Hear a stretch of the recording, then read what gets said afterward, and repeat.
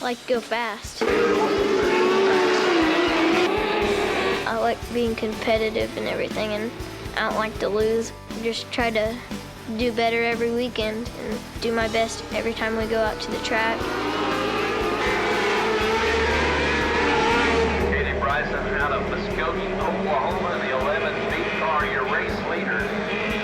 Race has been my family all my life. My grandfather raced, my father, my uncle, my brother, my cousins. I raced myself, and then all three of my boys have raced. So it's been in my family forever. Brendon went with his dad with the big cars a lot, and Brendon would come back and just be so excited, and his eyes would light up, and I knew that he was going to ask for a car. We're at a race shop west of town. Our friend has a small fabrication shop, a little machine shop onto his house, and we were working on our cars out there. It was 4th of July weekend, and that's the weekend of the Firecracker 40, which is a big race for us. They had just purchased a zero-turn mower. Dalton and Colton and Brendon right there mowing the grass and playing. Dalton came running in the shop and said, "Dad, Brendon fell off the mower and he's lost his leg." We ran out of the shop, went out there in the field and saw Brendon trying to walk to me. I picked him up, ran him in the house, and we called 911. 911, what's your emergency? I noticed that Wade was holding just a straight part of Brendon's leg, and I could tell something was wrong with it, but I didn't really realize it, and Wade just looked at me and said, "It's gone." I just remember, you know, the fear, and I was just terrified. I was so scared. He lost so much blood, I thought I was going to lose Brendon. We were scared, we were worried what the rest of his life was going to be like. You know, he lost his limb, we didn't know how he was going to do things. I remember that the doctor came in, you know, and they took Brendon back, and he came back out and wanted to talk to us because he had assessed what was going on, and I just remember him telling me that they were going to have to cut his foot off.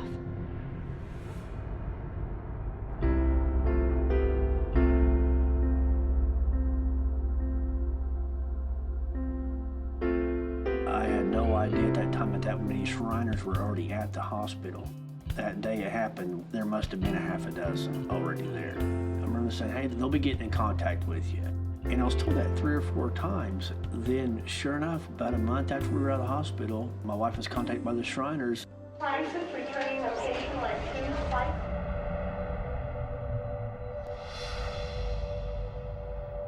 My first experience at Shriners Hospital for Children in Shreveport, Louisiana was amazing. Welcome to Shriners Hospital for Children. When Brendon and I got there, it was very overwhelming to see all the children that as soon as they walked in, they felt comfortable enough to take their arms off. They felt comfortable enough to take their legs off, roll around and play on all the other toys with all the other kids that were just like them. I think the thing that we pride ourselves most on is that everybody feels like family here. It's very close-knit, not only the staff, but the patients feel very comfortable coming here. We went back to their prosthetic room and they wrapped it with like the old cast material, which you don't see anymore. And they literally got a mold of his leg exactly the way it was, and it fits snugly up against his limb.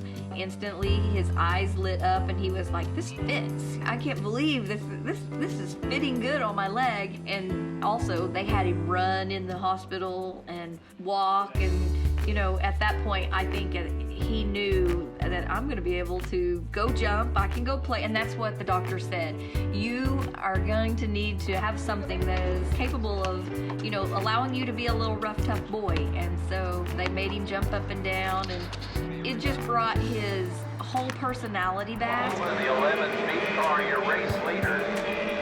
So I'm not surprised that we've got a great car driver. But the more I know about prosthetic design and the more I know about human design, the more impressed I am that he can be this competitive.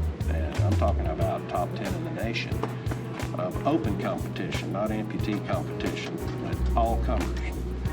It's phenomenal. It actually is. Brendon understands it does take a lot of money to take care of these children, and Brendon's motto is every time he sees somebody that asks about the Shriners, he's always, "Please donate money to the Shriners Hospital for Children," because they take care of these children and they love them and take care of them. So I thank the Lord every day that there's Shriners Hospital for Children, because besides taking care of my son, they take care of so many children. I don't know how you would tell them thank you enough. I want to be a Shriner when I'm older, if I can. If not, I'm just going to keep saying thank you to all you guys, and just going to spread the word that Shriners are out there and they're helping everyone, and just want you guys to know that I say thank you.